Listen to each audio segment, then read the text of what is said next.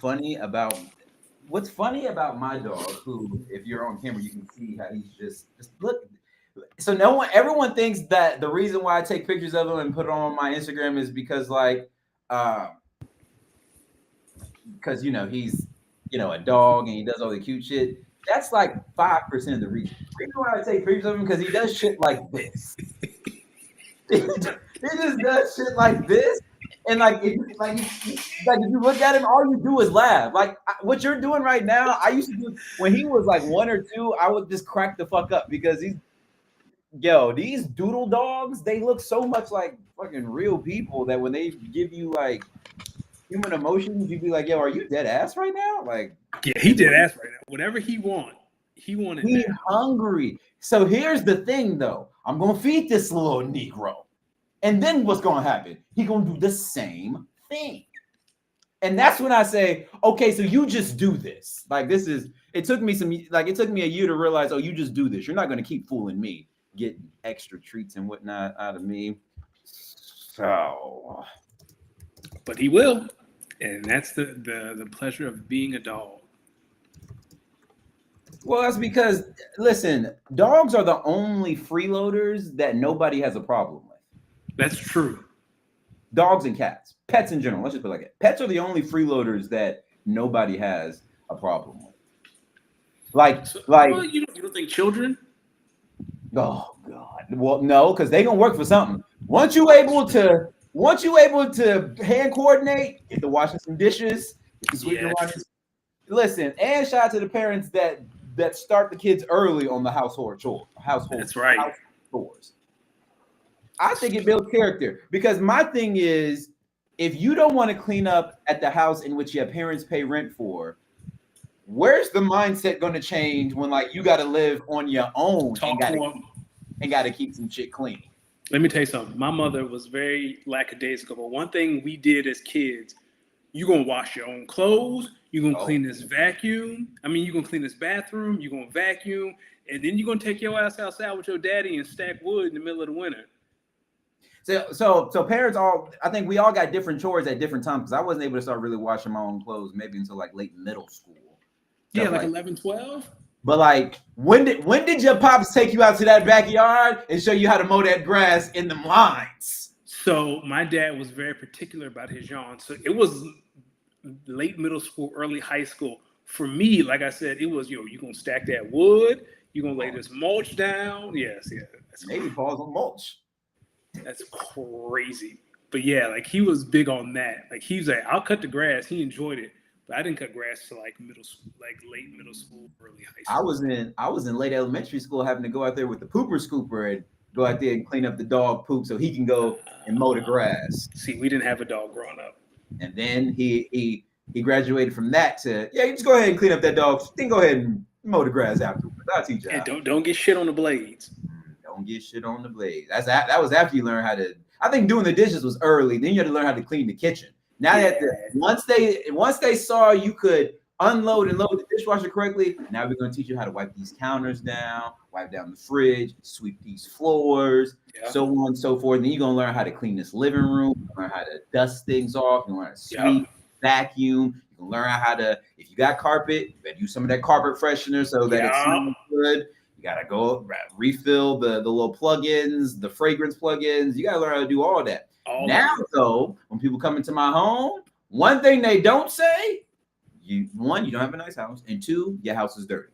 Exactly. And to all you young bulls out here, or all you, no, not even young, to all you dirty ass people out here who live like slobs and think that shit's okay, what it is going to really humble you when someone that you like comes over your house and you find out that their ick is dirty people. Which is most people's ick is dirty people. Nah, but see, I want to correct you there. I think most people can tolerate messiness, slobbiness, not cleanliness, and just work a way out. There are people out here where if you don't show basic hygiene, I'm talking about if they get in your car and your car dirty, then they get to your house will, you got shit all on your couch, your floors ain't been dusted, guarantee you won't hear from them again. I don't care if they like you or not. Your dirtiness just isn't something they want to work with. And clean your car. It don't have to be spotless, but just vacuum the floor mats. Oh yeah, too many of y'all women out here just getting car washes and not I'm talking vacuuming. about people in general. Well, I'm speaking to the women. Too many of you women out here are just getting your car washed on the outside, and you're not vacuuming or getting that oil change. Get that oil, yeah. You get in the car. She's like, "Well, I'll drive." You get in the car, goddamn oil light just beep beep beep. Sound like a space light on. You ask her, "When was the last time you took this thing to the shop?" I mean, my dad took the car to the shop maybe 3-4 years ago. And you're sitting there like, "Oh, girl, this thing is about to break down." But luckily, it's Ultima, and she probably done hit 3 trees, and it's still going. What? Listen, what car can she drive, or what car is she most likely to drive where she got some money? An Altima, a Camry? That she has money, or that she's a bad driver? Or a bad driver, that's right. A bad driver. Any Nissan. Sentra, Versa, Maxima, Altima, I assume you cannot drive. And all right, hold on. As a former Altima driver, I'm a little offended. It's not for these are, and this is not just women. This is across the board. The worst drivers on planet Earth, Civic drivers. It's funny. It's funny you mentioned Civic drivers because on my way home, somebody honked at me with their Civic drivers, 2 lanes. I guess I had shifted a little bit too much to his side by accident though, because I was trying not to. It was kind of like one of the curvy roads. So I was trying not to go too much off of my right side. So I was a little bit over in his lane, and all I hear is a loud honk. And I'm driving my car, and I kid you not, just honk. It was a long honk too. I see the light. I said, "Oh, this motherfucker! We gonna see how much that action we about." We get to that light. We get to the light. Here's the thing: it's 2 lanes now, right? I let him get to that red light first, chilling. I pull up slowly next to him. Stop. Not the Kermit gift. Oh no, that I was smoking too. No, I'm saying that person was Kermit. And he looked at me and then was like, "Hey man." If you would have heard the sentence that I said when I was looking at him in blue smoke, we might have been scrapping right there. Because I said, "Get out that fucking car." Hey dog. Who are you people think you honking at? Like a honk is okay. Don't honk. Don't do the extended long honk if you ain't got it on you. That's right. A little know what I'm saying? Yeah, a little beep to let them know. You know, but yeah, anything over 4 seconds is violence. The thing is, if it was a little beep, I understand because technically he is in the right in his lane. This long beep is like, gee, do you got it on you? Because if you don't, like, I mean, you playing a dangerous game right now. Like you playing a dangerous game right now. But if there's ever an accident on the freeway, a Civic is in the midst. Whether it's in the accident, it caused the accident. Like, and a Honda Odyssey is nothing but a Civic driver with a driver's license. An Odyssey driver is nothing but a Civic with a parent. Speaking of parents, Bam is in the chat. Congrats, Bam. Bam and his wife had a baby. Well, his wife had a baby yesterday. Congratulations, He probably just stood there and watched. Well, as most of us men would do. Yeah, that's what any man would do. So congrats, Bam. Well, not any man, because some men weren't even in the delivery room. That will be me. I will not be in the delivery room. I won't. I will not. You tell this to your wife? She know. Oh, please.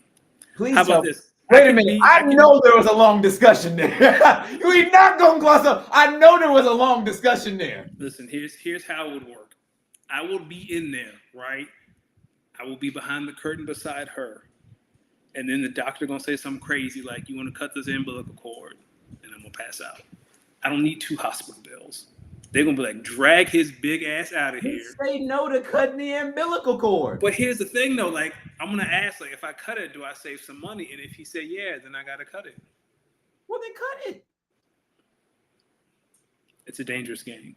So here's the thing. See, you talking about an umbilical cord. I'm where Bam is. So Bam in the chat says I held the camera and watched. I feel like I'm going to be asked to either watch or help. Listen, that is where I'm a man. I would never watch a woman push a watermelon out of a lemon in my life. Saw it once in middle school. Don't need to see it again. Respectfully. Listen, congratulations, Bam and his lovely wife. Happy for you guys. It's funny when my mom was having my youngest brother at the hospital. This is how I knew my mama. And mama, if you see this is how I knew my mama was on them drugs. Goddamn.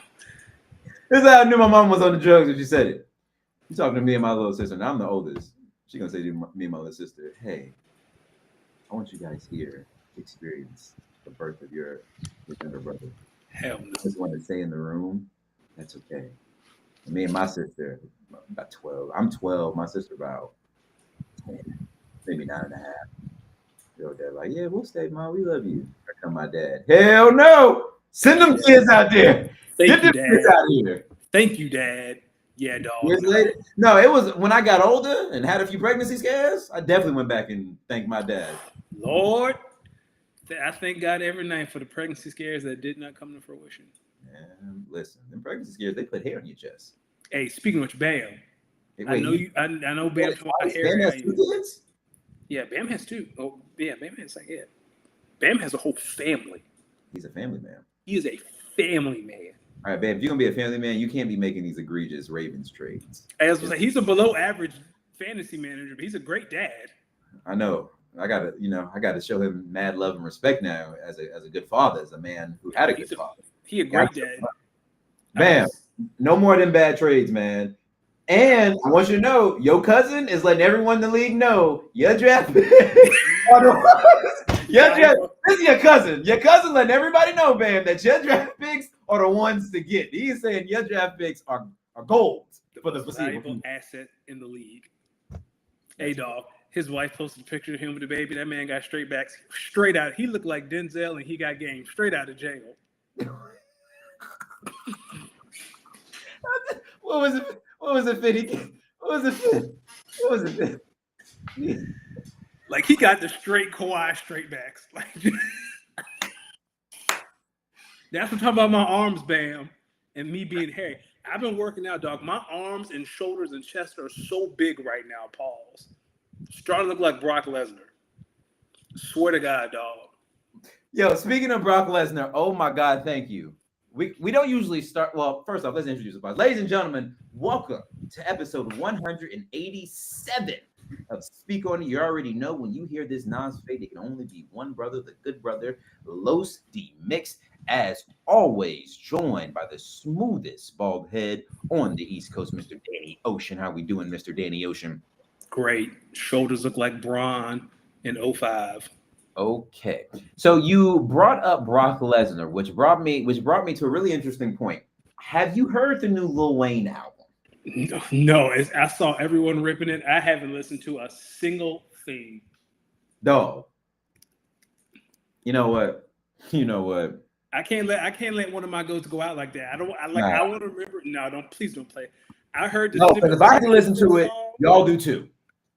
I heard a snippet of that Elephant song, and I said I'm good. Wait a minute. Hold on. Listen to this beat. Hold on. Oh God.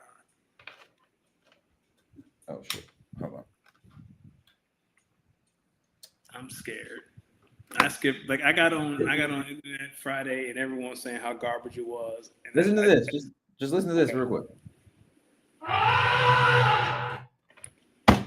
This Dwayne Michael Carter didn't know the fuck you didn't start a song out with "That's an elephant." That's an elephant. Shout out Cassidy. Listen to the song, man. Just listen. What up, though? All my niggas cut throat. Cut a nigga head off. You looking like you combo. Smoking like you serving the double cup. You work like knuckles. All my niggas up, though. Hands on bands in my pants. That's a drum roll. Elephant ripping, but I can't remember huddle. All my bitches. Lil Wayne, we dead ass? Stay off drugs, kids. Lil Wayne, we dead ass? Lean is cool till you sound like that. Oh no, I ain't done yet. Hold on.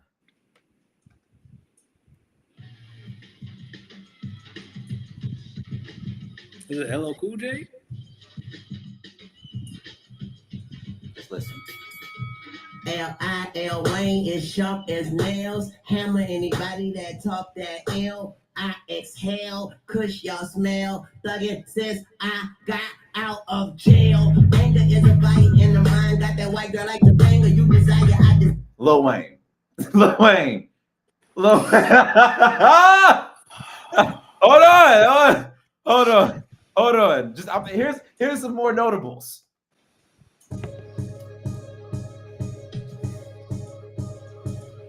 Street Fighter ass beat. The fuck? Hey, yo, the cocaine lighter, the rope chain brighter, the joke chain tighter, the close range sniper, the dope game lifer, her throat game nicer, the propane lighter, money old like Biden. I walk around like King Tut, I have no what I cleaned up, I'm cleaned up shirt. What are we doing? No. Hold on. It can't get much worse, can it? She love it when she wake up and I'm still No. When that played, it was that song right there. That's called "If I Played My Guitar," followed by Peanuts to an Elephant. That was the song with. Mm-hmm. Okay. Now here's his song with Bono.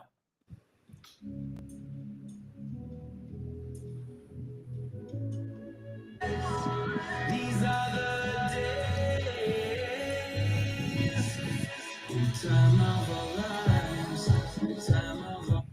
He trying to recapture that vibe with Robin Thicke, and it just don't work, man. Dwayne Michael Carter. Don't do that again. Like, it's my understanding it's worse than Kingdom Come. Like, Jay-Z came out of retirement and dropped that bullshit, and it was like, dog, you can go back. Do you remember that? Like, I was in high school, and Kingdom Come came out, and I was so excited, and then I listened to it, and I said, not my GOAT. This ain't the same man that gave me the blueprint, but Hove recovered. I don't know if Dwayne can. Is there one good song on that album? Is there any bangers? When you find them, let me know. That shit I heard. With that shit I heard though, it made me mad. Like I was mad. The peanuts to an elephant. That's when I was like, all right. For the respect and love that I have for Lil Wayne, I'm gonna put this album down. That was bad though. I feel like he's at the point in his career where he's only good for a feature. Like he can give you one, like Certified Lover Boy, he gave you one. What's the joint? Sunday Morning. Like he'll pop up every once in a while. Maybe he should only do features. That's what I'm saying. Let somebody else pick the beat, the concept, the subject. And you just come in and do what you do. I feel like he's at that point in his career. Man, I was in the car thinking I was tripping. I hadn't even gotten on Twitter or X. Then I got on X and I saw Carter 6 was trending, started going through the tweets, and I was like, okay, literally, I was not alone. Matter of fact, I may have been a little generous because other people are really shitting on him. Lil Wayne, we don't do that. Do you know who got it right rap-wise career? T.I. Like T.I., you don't hear from T.I. rapping anymore, but T.I. had that run. He was like, we good here. I am done. And now we remember T.I. fondly. We need more legends to age gracefully like Nas. I was about to say, not everyone could be Nas because Nas is still putting out heat, but not everyone is Nas. He put out like 5-6 albums in like Hendrix, goddamn. He put out 5 or 6 albums in like a 2-3 year span. Yeah. Do you know the best thing about Andre 3000 is the anticipation that he'll drop an album, but he never will. Right? Like that anticipation, like he knows if he drops something, it's probably not going to be that good. I'm glad you mentioned him. Yo, Andre, if you got anything like that fucking flute album or that piano album, keep that shit too. So Bam said Joe Budden said he needs to call Nicki and Drake ASAP. You know what? I agree. Get Nicki Minaj on the phone immediately. Now, I don't know, man. Nicki be saying some weird ass shit now. Though. I'm okay with that. I'm okay with that. You okay with that? Like Nicki would talk about eating a string of buttholes. I don't need to be hearing all that. Well, she said they be wanting to eat her ass like a No, pound cake. not someone eating her ass. She would say something crazy like, "I'll lick 6 asses in a night." Like I can hear it now. Nah, Okay, what Nicki Minaj are you talking about? the nasty one who out and about right now. Yeah, I need some proof of her saying anything of that nature on the song for me to believe that. She be saying some weird like. He do be talking about how people be eating her ass like a something cake. That's great. Hopefully it's her husband, and no one else, because that's infidelity. We do not support infidelity. Talk to me. You want to start in the NBA for the sports talk? Yeah, let's do it. Let's do it. So, ladies and gentlemen, of course, we are in the NBA Finals. Game 1 was last Thursday after our last episode. Game 2 was this past Sunday. And then Game 3 is tomorrow, June 11th. Yep. But Danny, right now the series is tied at 1-1. Game 1, that was Halliburton with a game-winning midi. A game-winning shot that I'm not going to hold you. If you were watching that game with other basketball fans or even by yourself, someone definitely yelled and cussed. I did. I did too. I was on my balcony watching it, smoking you know what I mean? That shot went in. I was literally like, no fucking way he did this again. No way he did this. I literally kept yelling, no fucking way he did it again. No fucking way he did it again. Damn it, he done it again. Here's the key though, and we'll get into as we get into game 2. When we start talking about this series, that game 1 might have been the game that if Indy comes back and win this series, or if I guess it's tied right now. So if Indy goes on to win this series, that game 1 will be the game where I know OKC and their fan base will be kicking themselves that they lost. The Pacers have only led for 0.3 seconds this entire series. I know. And it's tied 1-1. I know. How would you not be sick as hell? Oh, disgusting. I yelped. There's no way. Because in game 2, that was a dominating beatdown. Yeah. Like that was game 1 just without the comeback. And there was a second there in the second quarter. Indiana went on like a 4-0, 5-0 run, and I was like, here we go. Here we go again. But it didn't finish it. Now, SGA, he is dominating this series, boy. That boy. Hey, SGA, Kyrie, Kevin Durant, the lay fuck you 3 era LeBron, which I guess we're in now. Steph Curry. Who else? Jokic. Healthy Joel Embiid, James Harden, Luka, Kawhi. These are all members of the Damn That Boy Nice Club. What does this mean? When the ball is in their hands and they really get the cooking? Oh, damn, that boy nice. You be like, I see why he made it to the NBA. I can't even call him a foul merchant. I can't even hate. He's so smooth, man. Listen, that foul merchant shit was funny for like a series. Then it's like you just start watching him like against every other fouled. Like, yes, not only be getting fouled, they be having to foul him because they have no answer for him because he's just blowing by people. Pause. He's preemptive pause, and he is so long. Your point guard is 6'6" and can scratch his knees standing straight up. What you gonna do with that, man? Can't guard him. Can't do anything. I mean, that's like he's got like 70-some points in the first 2 games. Insane. He's dominating. It's beautiful to watch. And the scary thing is that might not mean anything. Now, what's your thoughts on so many people being so quick to say that SGA best player in the world, Jokic number 2, Giannis number 3? We not there yet. We not close to that. Jokic has done it for half a decade. And Jokic, the thing is, Jokic was a basketball. Jokic was 4 other guys on the court playing with him away from, maybe beating him in 7 because nobody else dared to show up that game. Because no one has pushed the Thunder the way Jokic did. Boy, SGA, great story, superstar, all that. Let's pause on Jokic is going to be the player of this generation after LeBron. Like it's like LeBron, KD, Steph, and then like the next group, like Jokic is the face of that group. Mm-hmm. I don't know if you saw on Twitter that there was a clip of Doc Rivers. He was on Paul Pierce, KG, or Kevin Garnett's podcast, and Doc was talking about the SGA trade. And Doc was basically saying that he knew from Shea's rookie year, because remember he was coaching the Clippers then. He said he knew from Shea's rookie year that Shea was just going to be a problem. He said he knew he was going to be a superstar. He said from day one he's always been humble, but he got that dog in him. He got that dog in him.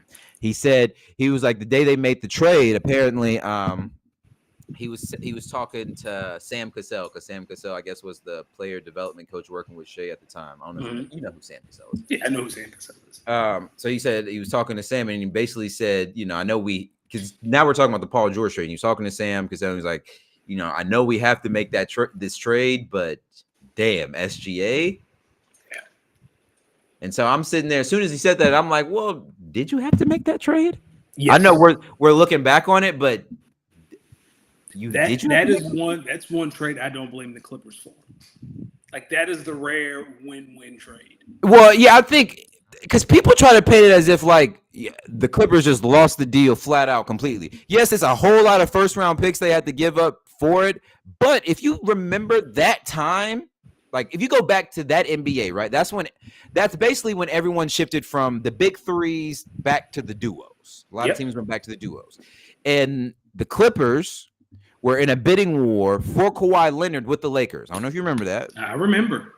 And I think Kawhi basically told them, y'all got to go get PG for me to come there. Yep. And so they had to pick up the phone and call PG, who was a serious, not only trade target, but he was coming off a season where he was kind of an MVP candidate that season. Yeah, that's when he was in OKC. Yep, and he had one of his better seasons of his career. Yeah. So I'm with you. I look back on it. I don't understand why people are saying, "Oh, there's dude making the trade." It's like at that time, the best player on the Clippers team, who's still on the Clippers roster right now, is basically saying, "Y'all got to go get this guy. You got to do what you got to do if you're trying to, compete." And I think. And they made a Western Conference Finals. They just ran into Luka, right? And I think in the Clippers' defense. Oh no, they played Luka the round before. They played Luka, yeah. But you're trying to become relevant in a town that belongs to the Lakers. So I think that context is needed. You've always been the Lakers' stepchild. The Lakers were down. No, the Lakers just got Bron the year before, right? That was like Was this after the bubble? I want to say I think it was after the bubble. Might have been after the bubble. Let's see. We have computers. Might have been after the bubble. I want to say might have been right before the bubble. I know I was definitely living in Richmond at the time, because I remember getting the notification, being in my bed in Richmond, being he joined in 2019. It was right after that Raptors run. Mm-hmm. Yeah, the Raptors rental won the championship as a free agent. Yeah, so you're talking about a man coming off a championship. Free agent too. Free agent. Bron had just got to LA in 17. Did Bron go to LA in 18? 17, 18. Bron got there the year before. Yeah, you had to do it, man. You had to. So I don't blame the Clippers for that. Me either. But one of the picks they got in that was the pick that eventually became Chet Holmgren. And he's showing some signs that boy can hoop. You think he's the running mate for SGA? Yeah, I think we need to stop talking about Jalen Williams. I think Jalen Williams is a great number 3. Like, SGA has made it to the finals with him being the son. And I don't want to say a bunch of dudes, but I think every team they've played has had a better number 2 than Jalen Williams. Yeah. The Thunder just have better number 3, 4, 5, 6, 7, 8, 9, 10, 11. Yeah. That presents a problem. Now I'm with you. I think Chet's playing incredible this series. I think he's doing the thing. I think he is definitely showing why he was a top 5 draft pick of his draft class. Yeah. And he's definitely showing why Milwaukee is going to send Giannis to OKC for Jalen Williams and Chet Holmgren. And he hates Victor Wembanyama. I hope he don't leave the West. Like, Chet and Vic hate each other, and that's good for basketball. I still don't understand why. Because they're both tall. You can only be one lanky man in the party. You can't have 2. Well, if Chet won his ring before Wemby win his, years before Wemby win his, Now Chet got. Well, you already know Chet gonna throw that shit in his face next time. 100%, and he should. He should. I guess regardless of the finals, though, when you start talking about Tyrese Halliburton and on the other side of the of this finals run, when you start talking about superstars, what do you think a narrative around him should be? Like superstar certified, especially after that game 1, or is it still too early because of like the performances like we've had in game 2 of the finals? I don't know. Personally, Tyrese Halliburton, superstar, baby. Listen. How many? Really? Listen, 4 or 5 game winning shots in one playoff run on the way to the finals. He's top 2-3 year in year out in assist. Incredible assist to turnover ratio. If he wants to, he could probably get you 25 to 30 a night, but he also dishes out the ball so well as a playmaker. Listen, man, this is the new era version of Chris Paul, just without the Cliff Paul and the ability to make it to the finals. So that's interesting. I never thought of it like that. I'd say budding superstar, almost there. I'll say after the game he listen. Do you consider Joel Embiid a superstar? Yes or no? Yes. Tyrese Halliburton has done more in 2 years than Joel Embiid has done in multiple MVP candidacies. What are we talking about here? Tyrese Halliburton will probably never lead the league in scoring, but I can tell you right now, his team goes places. They get results. Here would be my retort. After that game 2 he had, if he were truly a superstar, I feel like we'd be talking more about his poor play. Well, people are getting on his poor play. Nah, not like if Joel Embiid played like that in a playoff game. I think people give. I think people give Joel Embiid a lot of grace in some of these losses. They usually just point to other players. No, Joel or any. They can start talking about the foul merchant stuff, the flopping. That's all they talk about. Let's see. Let's look at his stat line from game 2. It was like 15, 5 and something. Yeah, I think he had like 3 at halftime. I'm not there yet, but it's not like. What more does he have to do? I think superstar. There's a difference between a superstar and a great playoff performer, right? Like Robert Horry did great in the playoffs. Big shot Bob, but is he a superstar? My man, he's got 5 big shots in one postseason run over a number 1 seeded Cleveland Cavaliers team. We're talking about over a former Finals MVP and champion in Giannis and the Bucks. Yep. Versus the New York Knicks and Jalen Brunson, Mr. Clutch Player of the Year. Yep. And now over the MVP and the best team in the league. What more do we need, man? It's just one playoff. What more do we need? Y'all can't tell me Jamal Murray's a superstar, but Tyrese Halliburton. Oh, I've never said Jamal Murray's a superstar. Y'all can't tell me. Listen, man. Superstars to me like Steph, Bron, Luka, KD, Jokic, Giannis, and then we need to start having some conversations. Halliburton right there. I mean, you got to add in SGA to that. I think those 6 guys are at the top of the mountain, and then we could talk about like Brunson, Halliburton. That's fair, but they're still superstars, though. I don't think Brunson's a superstar. Nah, he Mr. New York. You a superstar when you Mr. New York. You know how I feel about small guards. Well, you and Becky Hammond probably are saying a lot of the same things right now. Oh, Anthony Edwards, superstar.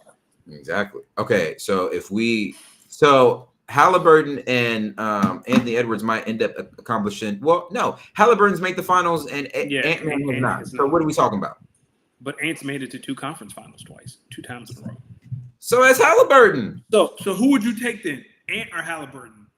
What's the team look like? You building a roster. What's my number 2 look like? I don't know yet. You're picking. That's important.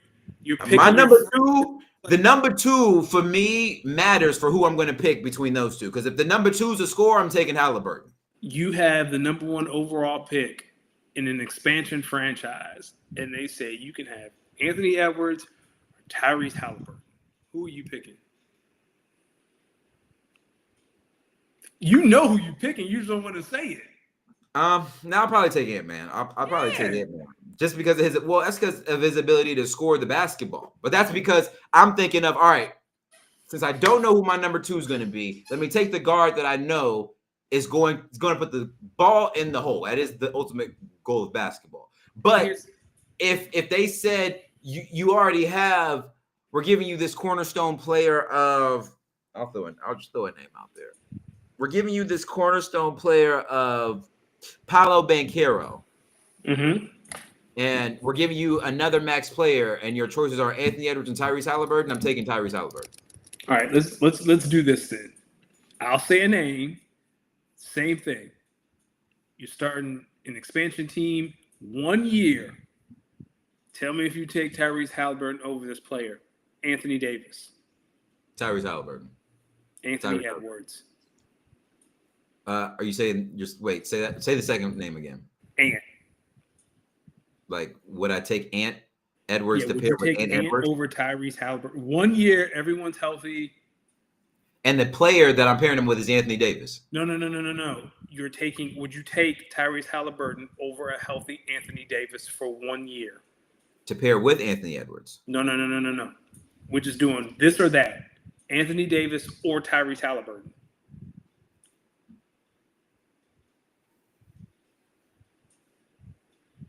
That's a tough one. Ant-Man or Tyrese Halliburton? For one full season, Ant-Man. One full season. Devin Booker, Tyrese Halliburton. And I don't know who else is on the team. And you don't know. You get the first pick. Well, then out of all those 4 players, I'm taking Anthony Edwards because he's going to score the most points. Probably. Yeah, but all right. So Anthony Davis or Tyrese Halliburton? I mean, that's actually tougher than it looked. I'm going to go Tyrese Halliburton because, I'm going to go Tyrese Halliburton just because I think no matter who the number 2 is or Tyrese Halliburton, I think it's going to work. I think with Anthony Davis, who that number 2 is going to be very, very important for his overall success. Because if Trae Young's already there, no need for Tyrese Halliburton. Let's get Anthony Davis in here. That's Lob City. If it's Devin Booker, I kind of would want Tyrese Halliburton. I'm not going to. All right. What was the second name I said? Hold on. Bam said we should clip you saying that you'll eat 6 asses in a night, by the way. That's insane. Devin Booker or Tyrese Halliburton? Probably Tyrese Halliburton. Yeah, same. Steph Curry, Tyrese Halliburton. All right. What are we talking about? Exactly. KD, Tyrese Halliburton. All right. Well, current KD? Actually, I'm taking KD. Anthony Edwards or Tyrese Halliburton? Did you ask me again for Anthony Edwards and Tyrese Halliburton? Yeah, because I want you to say Ant. Well, no, I said Anthony Edwards if I don't know who else is on the team. Okay. LeBron or Tyrese Halliburton? Oh, 1 year healthy. It's gonna be Bron. Stop. I'm gonna take Bron, but like I'm also gonna be in the back of my mind. I'm like, well, I mean, he is in year 20, whatever. But yeah. This is the most interesting. Jason Tatum or Tyrese Halliburton? Before the injury, like if there was no injury. Yeah, no injury. Everyone's healthy for 1 year. Oh yeah, I'm probably taking Jason Tatum. See, that is every ball handler on the Olympic team other than Derek White, because I think we would both take Tyrese Halliburton over Derek White. But now that makes sense why Tyrese Halliburton didn't play in the Olympics.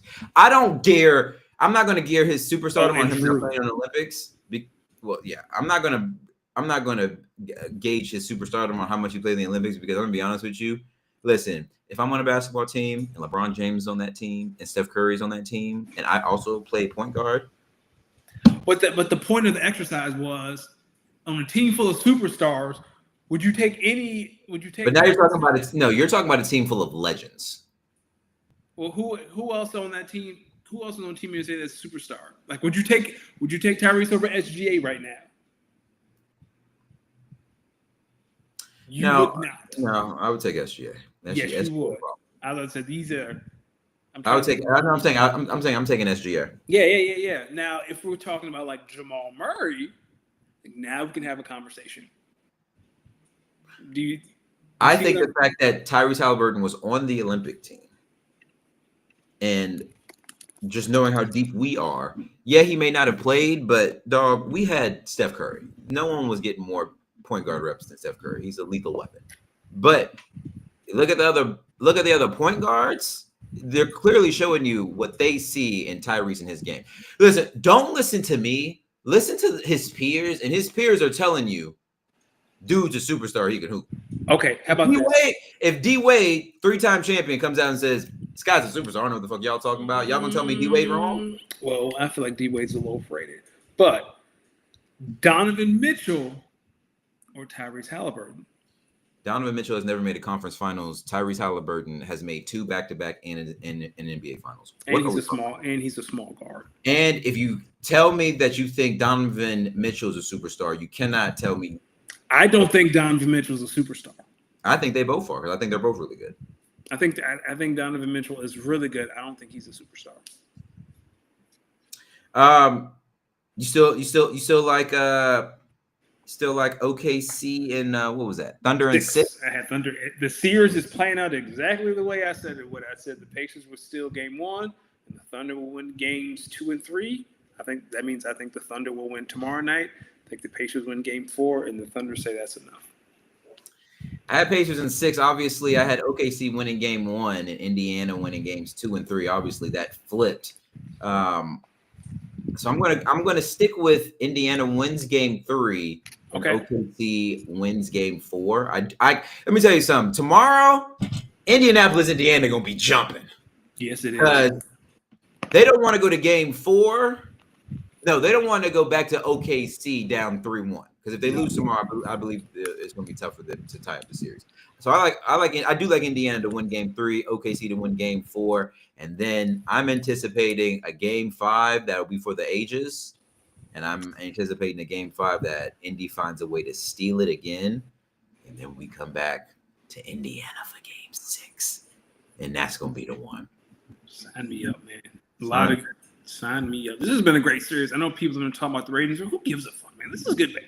Well, it's because, listen, ladies and gentlemen, let me give you a little background about the ratings. The ratings are somewhat based off of, people watching it. I don't know if y'all know, but the city of Los Angeles, the city of New York, Miami, San Francisco, Chicago, these are all mega cities in the United States. So when these small market teams make the NBA finals, that means that outside of the 2 collective cities that are invested, the only people that you have watching now are, you guessed it, NBA fans. So if y'all wonder why ratings are always higher when like the Lakers or Warriors are playing, it's because, I don't know, more people live in those cities, so more people would be invested. And now you're talking about, I don't know, the biggest brands in fucking basketball. Do y'all some of you ever read the Forbes list of most valuable franchises? What the fuck you think that's based off of? Shits and giggles? It's when this team plays, eyes watch. Why do y'all think that no matter what, year in and year out, you will get multiple Warriors versus Lakers games? Doesn't matter who's on the team. The brands of the Lakers and the Warriors are bigger in the NFL. I mean, NBA. I mean, just same way you get, 5 Cowboys national games a year, no matter what. Same with Packers games. I don't know how, but they find a way to be very relevant. Same with Chiefs games. Like 49er games. 49er games. Giants games. Jets games. Like, use your brains, people. And who cares about the ratings? Y'all ain't making no money anyway. Broke asses. WNBA. Right now, New York is winning 31-16 versus the Chicago Sky. We're going to talk about both of these teams. We're going to start by sending our prayers up to Courtney Vandersloot, who's out for the season. I think she tore her ACL, so prayers up to her. The only person on that Chicago roster who could handle the rock. I know, right? That's crazy. Let's get into a few headlines. Nafisa Collins, let's start there. Clear MVP candidate, you think? Yeah, Minnesota's undefeated. I think she leads the league in scoring. If not, she's top 3. Hold on. She's been able to watch any Lynx games. Yeah, she's leading the league in scoring. Yeah. She's a problem. And the Lynx are good. The Liberty are good. Feels like, just like in the Stanley Cup final, that we're about to chat about later, it feels like we might be gearing up for a rematch, pending what the Aces do or how they look. They got drugged by the Valkyries the other night. So I turned that shit off. Aces are garbage, man. This is we wasted the prime. Asia, it's time. Hit the trade button. Here we go. Hit the trade button, sis. It's that time. It's that time. That team is awful. Talk to me. Do you think they regret the Jewel? You think they regret the Jewel Lloyd trade? I think they do. Jewel looks so lost out there. Jewel went from being the son in Seattle to being a secondary player, and she does not look like she knows what to do. Why does she? What do you think some of the lostness comes from? Well, so in Seattle, the offense ran through her, right? Like she brings the ball up the floor. She dictates what happens. Like she's in control, and it doesn't work like that in Vegas. Like the Aces revolve around Asia in the pick and roll with Chelsea Gray. So she's really not. All right, Bam, take it easy, boss. Bam, saying goodnight to everyone. Later. And now, the Aces are running off pick and rolls with Chelsea and Asia or Jackie and Asia. So I don't think Jewel's used to spacing the floor or understanding her role in this offense. If you watch a couple Aces games, I swear to you, there are 2 or 3 possessions every game where she's clogging, like Asia's on the block calling for the ball, and like Jewel standing in the corner near her. So now Asia is being doubled because Jewel, she doesn't know what to do. She really is not playing defense. What was her stat line the other night? I think her and Jackie Young combined for 5 points total. Can Jewel Lloyd and Jackie Young be on the court together? Yes, I believe they can. Jewel just needs to hit shots. She's going from Steph. She needs to learn how to be Clay, if that makes sense, right? The Warriors revolve around Steph, but Clay is an extremely good complementary piece. Same kind of thing for Jewel. She just got to get used to not being the main option. But right now, it is not fun to watch. It used to be fun. They are not fun to watch right now. Do you agree with Becky Hammond's her speech the other night? Yeah, hell yeah.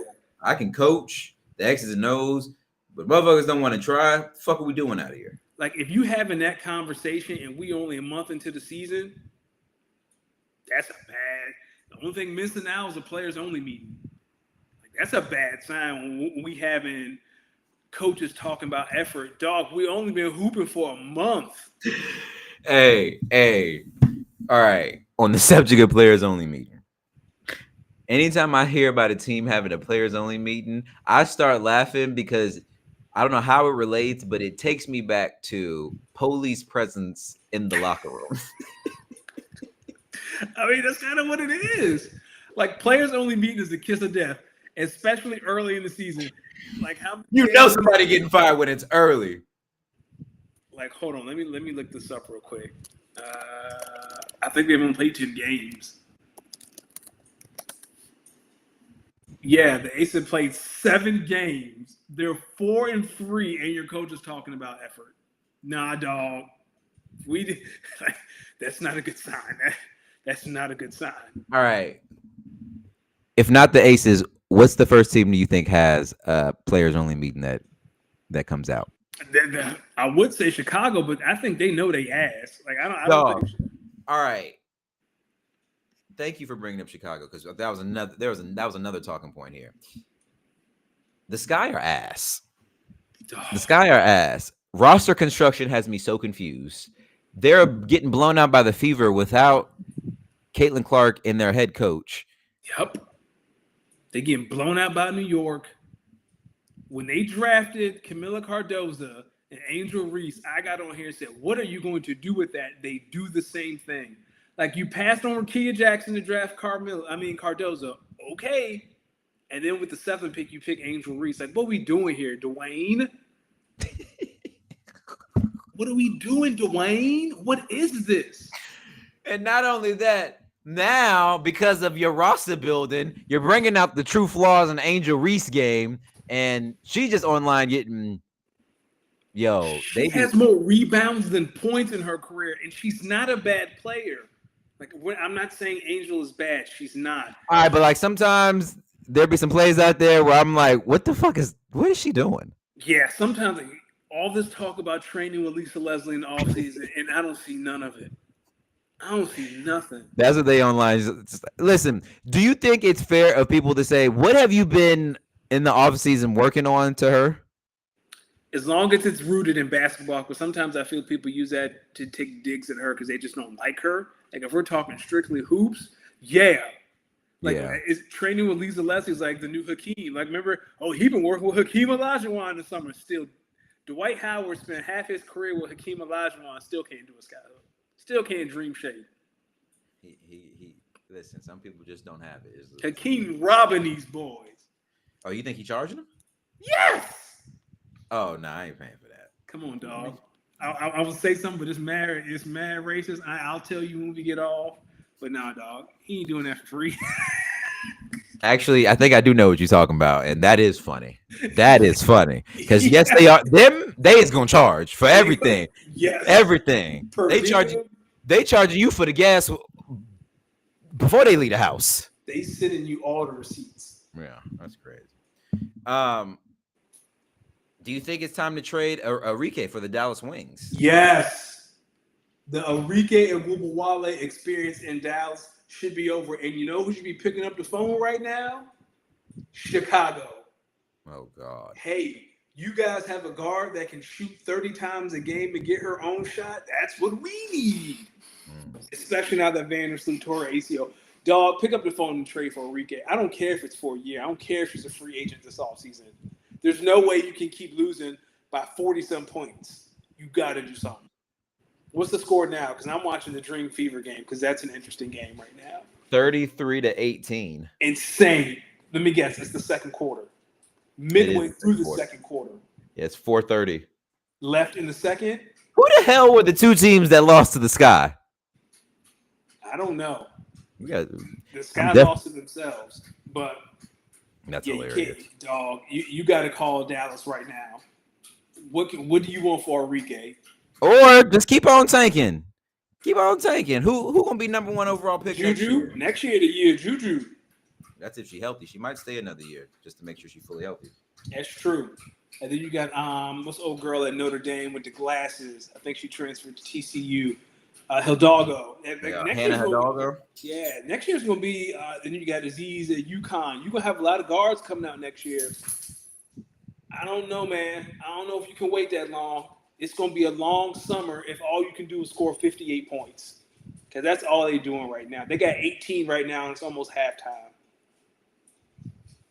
Everyone's plus minus is like minus 20. I look at it every game. Everyone got a minus 20. They got. Oh, Angel Reese. They got 22 now. Angel Reese 24-41. Here we go.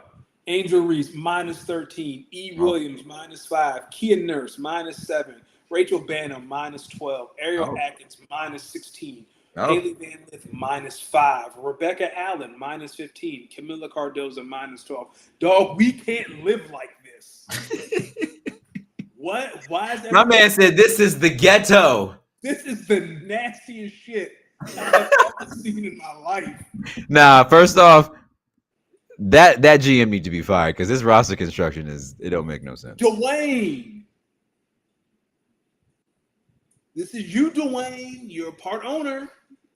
You supposed to be Mr. Basketball, Dwayne. Are you talking about Wade? Yes, Dwayne. You supposed to be the basketball. All right, D-Wade, don't be on social media talking about Tyrese Halliburton, the superstar, no more. Go fix your team. This is ridiculous. Dog. All I'm saying is every team that Dwayne is associated with the front office, they ass. Utah, ass. The Sky, ass. Maybe there's something there. I don't know. Great point. Yeah, you're hilarious. Get into a little bit of football talk before we get to the NFL. Of course, we want to stop by, speak a little bit of fantasy. Not much here. want to give everyone the update. The Jaden Reed dream that I so graciously spoke of might be coming to an end, y'all. For now. Might be coming to an end for now. I'm talking to Greg about a trade, and it's lost steam, but it's going to pick back up. Me and Kyle's trade talks have stalled. I thought about it more. I didn't want to give up that much for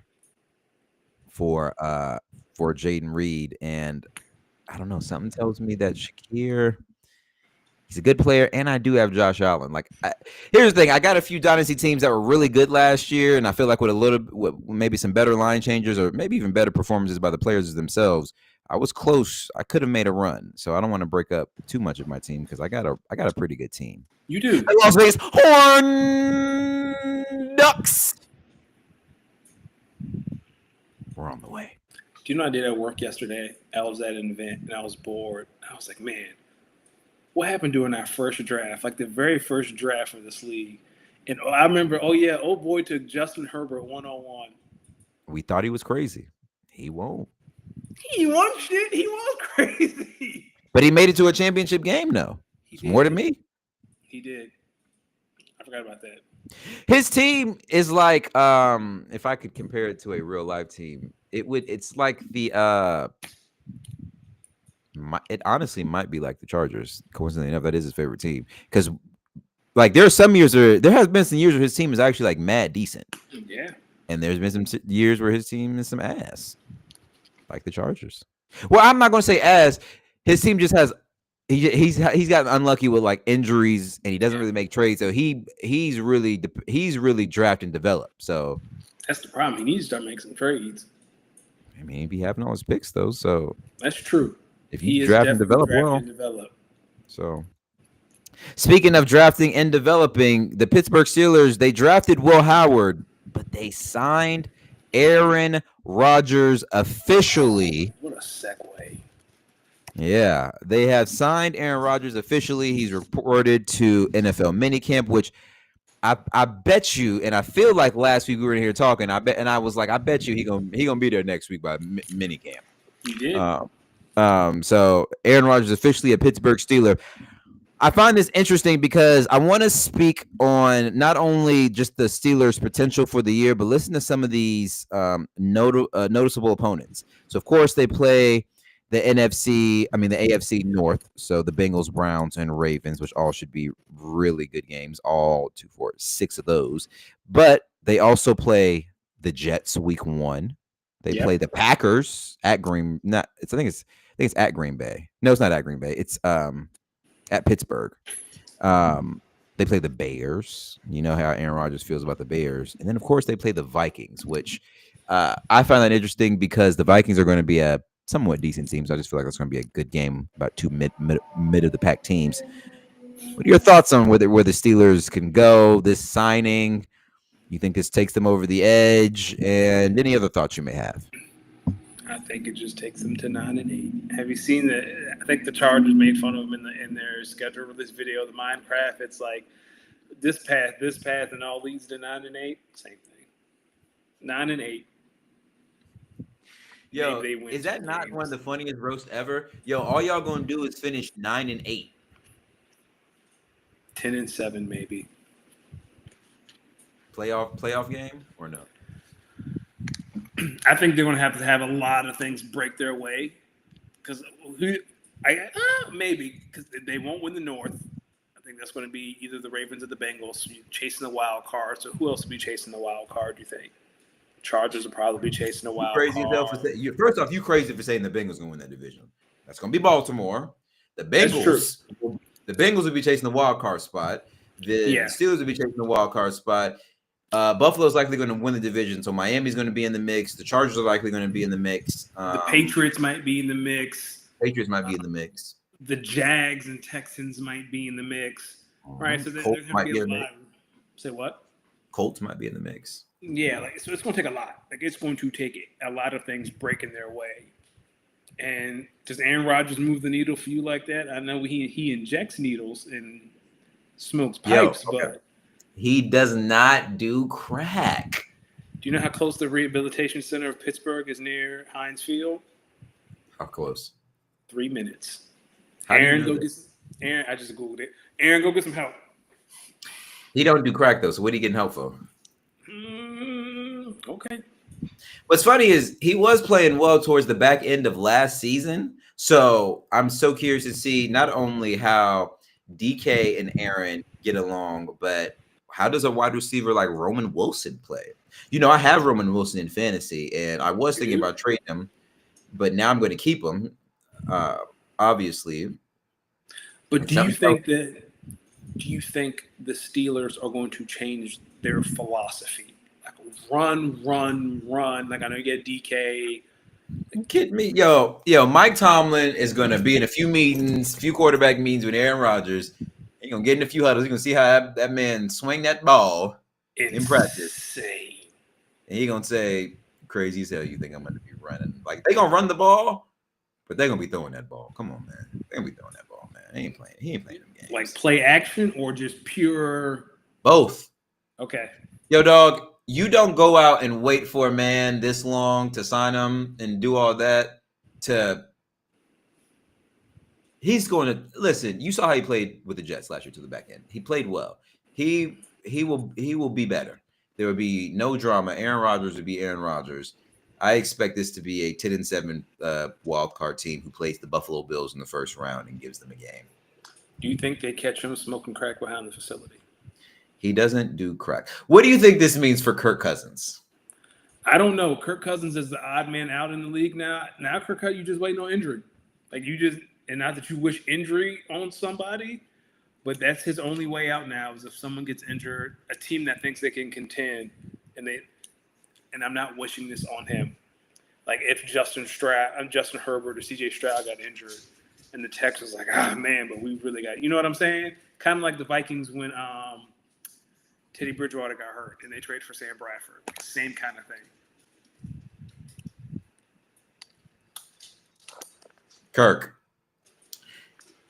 go ahead and find that Baptist church in Atlanta and go ahead and become a deacon. Go ahead, open that church. Go ahead and find that church. Hey, man, he got his money. He got all that guaranteed money. Hey, man. He's just trying to win a championship at this point. Or he's going to be a saint. Which would be no, because the Falcons aren't trading him, not to New Orleans. I mean, the Eagles traded Donovan McNabb to the Commanders. Okay, but I just don't see the Saints and the Falcons working together on that type of trade. Okay, but maybe I could be wrong. Someone who did get released though, Jair Alexander. We kind of knew it. We hoped it might, but we did kind of knew it. Basically, what happened was the Packers were trying to give him a restructured deal, right? Obviously, he's missed a ton of time with injury, and this was especially since we had paid him some big bucks a few years ago. He's missed some time with some injuries, and if we'd kept him on the roster this year, we would have owed him about another $17 or $18 million. And especially after you look at some of the signings we had made and how some of our younger corners played last year, I think they were just like, we can take that 17, 18, put it somewhere else. 100%. And gave him his release. What are your thoughts on this move by the Packers and, any places you could foresee Jair Alexander headed to? It's a business, so I understand it. I think the thing for Jair that screws him out is like all the free agency money or like all the money teams are going to spend is gone. So now if you're taking a deal, it's going to have to be something way below market value, probably lower than what the Packers were offering you on that restructured deal. So some team, I mean, it's up to him, right? Do you want to go to a team where you're going to contend just like Philadelphia or Kansas City? Or do you want to go to a team that, like the Bears that might not be that good, but you can still shine. It depends on what's important to him. But I do know all the money's gone. Like no one has the money to give him. And I don't want to say the Packers screwed him, but he got released at a real unfortunate time. So now he's going to have to take a deal way below market value. Hope he stays healthy.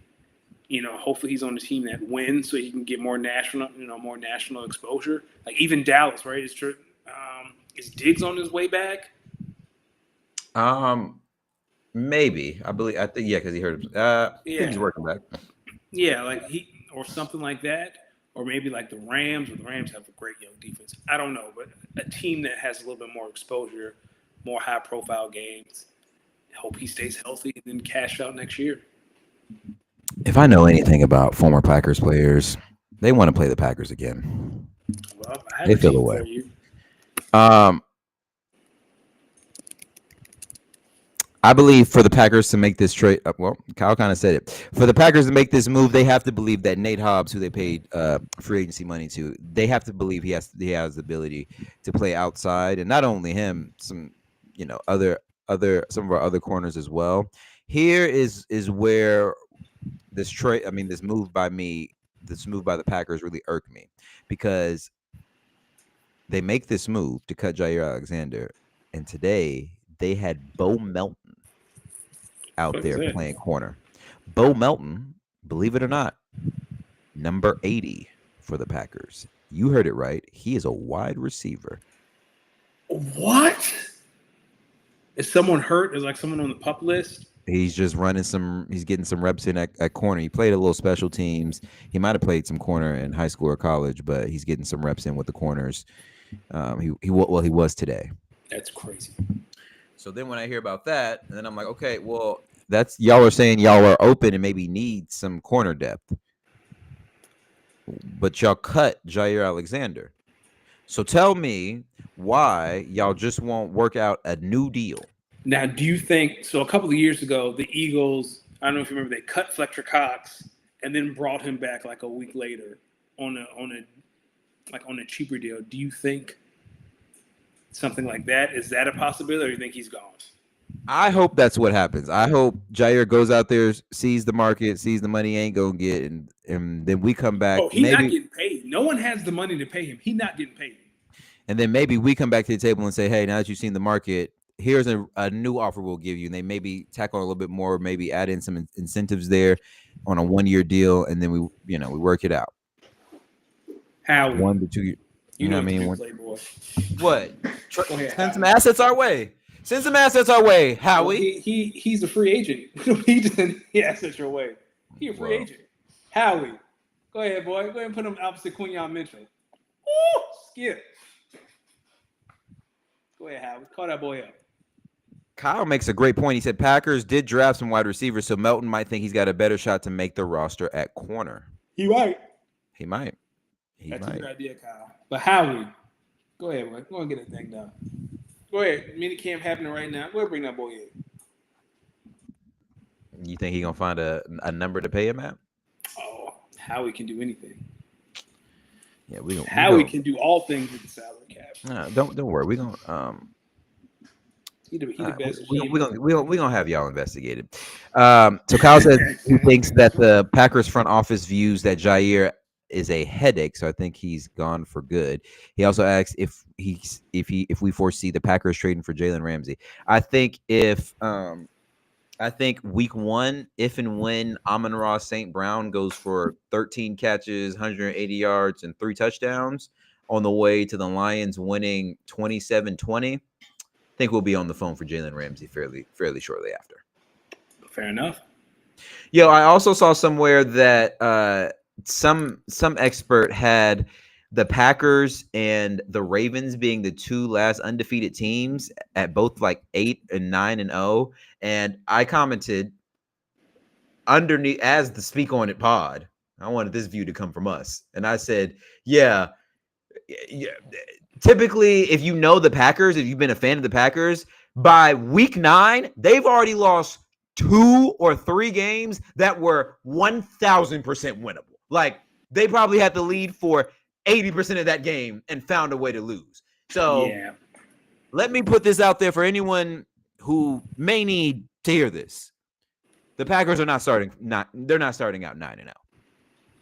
If they do, though. If the Packers get to 5-0, I will be happy. The Packers get to 3-0, I'll be happy. If the Packers start out the season 1-0, that's one more win to start the season that I thought we were going to have. That's crazy. Because faith in beating Detroit?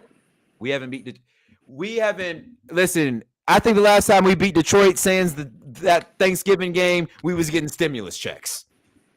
Jesus. I might be exaggerating, but I might be exaggerating. Like, are you kidding That's me? crazy. You kidding That's me? crazy. Adam Sandler said he'll cast Derrick Henry in a movie if he rushes for over 2,000 yards. Do you think Derrick Henry will be in the next Adam Sandler movie? Yes, but I don't think he needs 2,000 yards to get there. Listen, Derrick Henry is going to break the record for rushing this year. You think so? You think he's going to catch Eric Dickerson? I'm gonna just throw it out there. Oh, wow. And I say that because Adam Sandler's movie is going to be based on Derrick Henry breaking the record, then getting a ring for it, and then pawning it. And then The we're back. Ravens have a hard schedule, and they play in the AFC North. That's a tall ask. They said the Packers was going to start 8 or 9-0, and I almost threw my phone. I was like, "You have not watched the Green Bay Packers play football." Because if there's one thing we're going to do, or we're going to sell a few games. We're going to sell a few games, and then somewhere maybe mid-season or maybe late season, we're gonna catch heat. Them boys are gonna catch fire. Then we're gonna be thinking we're gonna be Super Bowl contenders, and then towards the back end of that year, it's gonna start unraveling. And then we're going to get to that playoff game. And here's how the playoff game is going to go. Either we get some momentum, we fix it, we win that first playoff game convincingly. Second playoff game, we're either going to lose a close one or barely scrape by and lose big time in the NFC Championship game, or we're going to get to that wild card game, and it's going to be one of the ugliest football games you have probably ever watched from your Green Bay Packers, because it will not be at home. And if it is at home, it's going to piss you off by how much they make you sweat that first half before they actually sit up in their chair. Let me tell you something. I'm just waiting. Hey, go Pack, go. I still think we have the opportunity to win a Super Bowl this year. Just want to know which team is going to show up. Jim Irsay, who passed away, his daughters are now running the team. Shout out to the women out here, because that's awesome. Shout out Jim Irsay. Yeah, I think that's pretty dope. And shout out Nick Chubb landing in Houston with the Texans. I think if he's healthy, could be a big deal. Yeah, him and Joe Mixon could be a big deal. If only they had offensive line to run behind. Hey, imagine if Allen Iverson in the Grizzlies jersey and Michael Jordan in the Wizards jersey teamed up. Niggas might have did something. They might have did something. They might have did something, man. they might have did something, man. Them boys might have been dangerous. Them boys might have been dangerous, man. I don't know. Let's talk a little WWE. I'm telling you. Say what? What'd you say, Sean? This is this is Undertaker versus Triple H 2013 Hell in the Cell. It's like, oh, you niggas is washed. Y'all just doing it for the love of the game at this point. Oh, shout out Triple H. Oh man. Oh, it's like Diana Taurasi, you know, other stuff. Listen, Money in the Bank results. I'm gonna just run through them and we can just talk about our biggest takeaways. Okay. Becky Lynch won the Women's Intercontinental Championship. Naomi won the Money in the Bank contract. Dominic Mysterio retained the Intercontinental Championship. Seth freaking Rollins won the Money in the Bank contract for the men. Cody and Jay beat John Cena and Logan Paul with the assistance of Ron Killings, a.k.a. R-Truth. What's some of your thoughts there before we talk about what happened on Monday Night Raw last night? They got everything right except Becky Hogan coming in the IC championship. Do it. You might have said it too. I want to go back and look at the last week because you might have said it. Like, here comes Becky Hogan. They had to make her a Grand Slam champion for some reason. She could have lost. She could have put old girl over and then had her program with Bailey right now. The IC championship doesn't make that program any more exciting. So other than that, I thought Money in the Bank was great. Everything. Shout out to the camera for missing that Braun Breaker spear on Chad Gable and having to release the alternate footage on X today or yesterday. I got to go back and see it. Yeah, there's an angle that shows the spear in its entirety because during the match, it was like, what the fuck, man? All you see is Gable folded up. My boy was folded, too. Do you believe Chad Gable is El Grande Americano or not? 100%. If not, it's the greatest magic trick ever. Oh, I think it's gonna be pretty funny when we find out that is not Chad Gable. If it's not Chad Gable, don't like. That'd be the greatest thing Triple H has ever. How many years did it take you to find out Vince did not die for real in that car accident, and they staged that the very problem well? with that was as soon as he did that, Chris Benoit killed his whole family, and Vince had to come out and be like, "Hey, dog, that I am not dead. That was a work." It's not funny, but like he did that, and then Benoit killed his family. And what's crazy is had he had some time, they would have to explain how he did that. I'm so curious how he got out that car. Yeah, me Before too. it exploded like that. Like there had to be a manhole. It had to be parked over like a manhole or something. Had to be. All right, Monday Night Raw last night, man. They did all this building for Jey Uso, for him to take on Gunther after a gauntlet of championship matches and pay-per-view matches the last couple weeks. He took on the Ring General Gunther last night. Championship, World Heavyweight Championship on the line. Gunther did win his championship back last night. So my question to you is, before I get on what I believe is the vision, do you see the vision? I do see the vision, and this was the most damn championship run ever. He only had to go 51 days. Okay, so maybe you don't see the vision. Okay, so let me tell you what I think the vision is. Okay. Did you watch Raw last night? I bits and pieces. I didn't get a chance to watch all of it. Did you see the field for the King of the Ring tournament? I did. And you see next week they have an open spot. Yes, it's a mystery person And for the. pencil that in for Jey Uso. This is how they're gonna paint it. They're gonna paint it as Jay's not gonna go and demand his championship rematch back immediately. He's gonna be in this where do I go from here? It's not about what you do, is about how you bounce back, and I ain't bouncing back. I told y'all I'm here. Four letters, one word, yeet.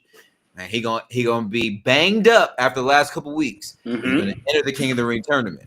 He's gonna win the King of the Ring tournament because you guessed it. Where does the winners of the King of the Ring tournament get their championship matches at? SummerSlam. Okay, so if you know that, then you know you can't have Gunther enter the King of the Ring tournament again and win it again for him to then take on Jey Uso for the third time, or for the then second time. No, for then the third time after he's already lost via tap out at WrestleMania. No, that's not how you sell it, because then you're going to know that Jey Uso is likely going to win the champion. He's going to retain at SummerSlam. Here's a better way to book it. You put the belt back on Gunther because you know Gunther, his character is best fit with championship in hand versus not in hand, because not in hand you have to do matches like have him wrestling Pat McAfee, because without a championship it's hard for Gunther his aura to stick, because his aura is all about dominance and domination. SummerSlam is in it's 2 months late. So it's in August. So you need some time for Gunther to really get his stuff off in between now and then. So then you also then have to plant the seed of Seth Rollins. Mm-hmm. You already put the Money in the Bank contract in his hands, and you know that there always has to be a heel. Likely there should be a heel and a face champion. John Cena was the heel champion. Jey Uso was the face champion. Now we have two heels. You know this won't last for too long. You need a face big champion.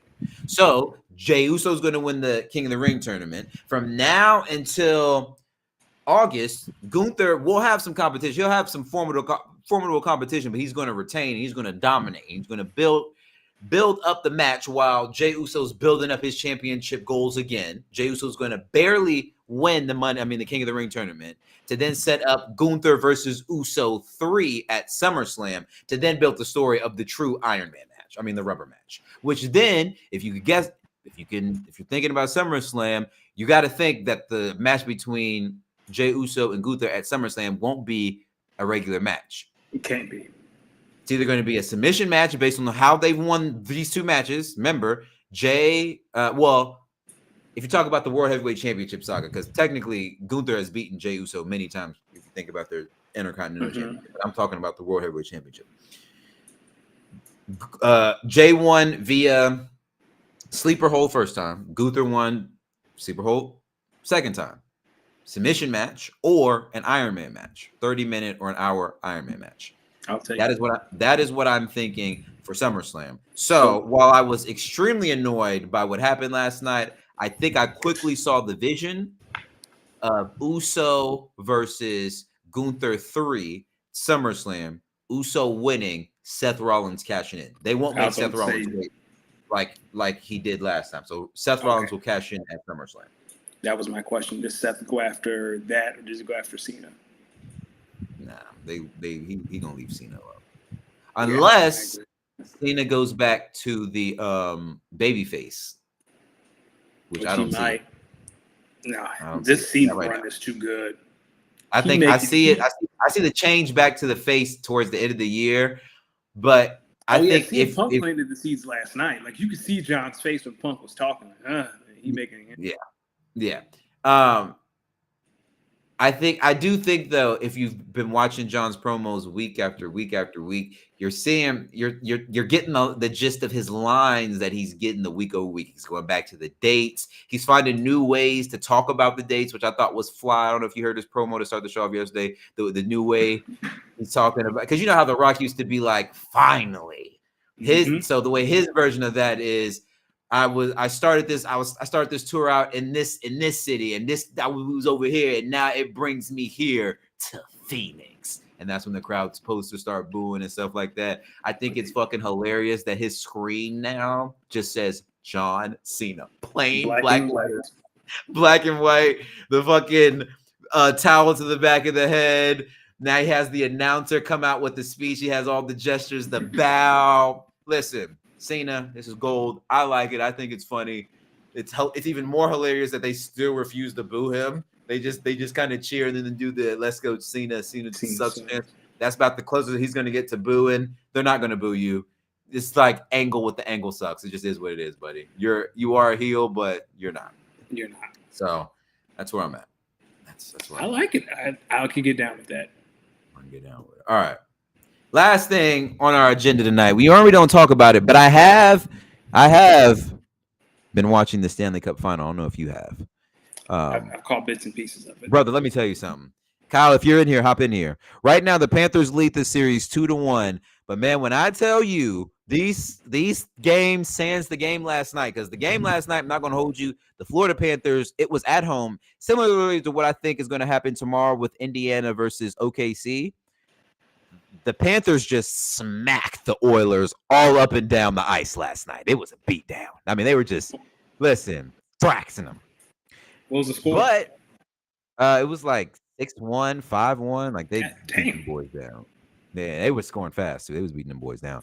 I want to go back though to game one, because game one, the Panthers go up. Like they go up either 3-1 or 4-1, 3-1 or 4-1, and then they just choke this lead away in OT and lose like 5-4, 6-5, something like that. It like Danny, you're watching the game, like I'm watching the game, like damn, the Panthers are just smoking these boys. Like, oh my goodness. And the Oilers got a goal in, and they got another goal in, they got another goal in. Now we're going into overtime, and I was like, oh shit. And then the Oilers end up winning in overtime. But then we come back to game two, and the Oilers losing double overtime 5-4 to the Panthers. Mind you, the Oilers have the home field advantage. So the first two games were in Edmonton. They were in Canada. Okay. Game 3 and 4 is in South Florida, which, what a flight. No wonder them boys got 3 days. But yeah, the Oilers lose 5-4 in double overtime, and they go back to South Florida last night, and the Panthers put that beating on the Oilers. It's been a great series. Listen, NHL is fun. I gotta start tuning in maybe a little bit more in the regular season so I can know a little bit more about these teams. But man, the NHL, these Stanley Cup Finals, these are some great games, and the atmosphere in these games, man, they're going fucking crazy. The next game is Thursday. I think the next game. Next game is Thursday night. Yep, Thursday night. Right. So I will be. So I'm watching. I'm off on Friday. It'll be a good one. The Pacers and whatchamacallit play tomorrow. So yeah, Stanley Cup, they'll play tomorrow. I'll be DJing, but I'll have them put the screen up so I can watch the game. I think tomorrow's game. I mean, Thursday's game is going to be a really, really good one. Kyle says shots are pretty even. So goalie Sergei Bobrovsky deserves credit. If he allows more than one goal early in Game 3, that match might have been different. Yeah, I agree. They were getting some good shots, and I mean, they were just getting. I think Kyle said it. Like some of those shots were they were like dead on goal, really good shots. Goalie just made some good plays. So I think that's the one cool part about hockey. Like, the other team can be hot offensively, but like if your goalie is shutting shit down, he is shutting shit down. Like ain't nothing happening, Captain. So that's why they get paid. That's why they get paid. So shout out to the NHL. Shout out to the Stanley Cup playoffs. Next week when we have our WNBA coverage, we're gonna go over your tiered list. See if you have any updates there. I think that's gonna be a fun time. Man, I feel like I just want to play it again. Oh my, brother. I just want to play it. Stinks. Like, listen, this is what our legends do now. Like,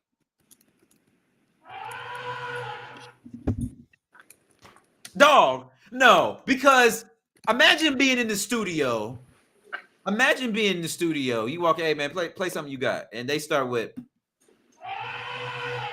What up, dog? You should play that when you DJ. You should play that instead of No. Hear me out. Instead of like the air horn, it just be that. What if I told you a rapper produced that beat? It was Take Cassidy. it rapper. It was Cassidy who produced. Yo, did you see how they was fucking clowning? Yo, they put that beat behind a video game. It was like Crash Bandicoot. Yeah, that's exactly what it is. Crash Bandicoot music. Yo, you think Wayne called Cassidy and said, "Man, did I hear the wrong beat?" Nah, man, that shit's some heat, ain't it? Oh yeah, you know, yo, they talking about listen. They gotta listen to the lyrics.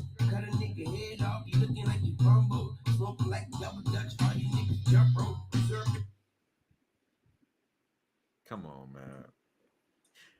Honestly, Lil Wayne, I love you, so I will never listen to this album again out of my love for you. But I want you to know, Lil Wayne, I view that album the same way I view Logic's Suicide Hotline song. Like, yo, dog, somebody went into a studio and said, this was a good idea. And somebody else said, greenlight it. No one at the record label was like, Wayne, we got to talk. Birdman. Anyway. Yo, if Birdman was in that studio, he is grabbing you by your neck, kissing you on the cheek, and telling you can't put that out. He going to say it's on Gladys. And he definitely going to say it's on Miss Gladys. Yo, Birdman. He be swearing on her. I need to. I can't say it because I don't want him to follow me, but I want to know how Miss Gladys feels about some of these claims. Birdman, we just joking. Please don't come shoot us. Oh my God. I will say though, there were a couple of decent songs. So this was one song that I did like, which we can get out here too. This is Lil Wayne and Big X The Plug. This is hip hop. Okay. Oh, before we get out of here, as usual, ladies and gentlemen, please make sure you follow myself at Los Demix. That's LOSDEEMIX on all socials. Please make sure you follow Danny Ocean at Danny Ocean 41. Make sure you follow the pod, Speak On It _pod. Going back to our Stanley Cup Finals chat real quick. Kyle, just some quick notes to close us out here. He said the Oilers had more shots on net, so 33 shots to 31 shots.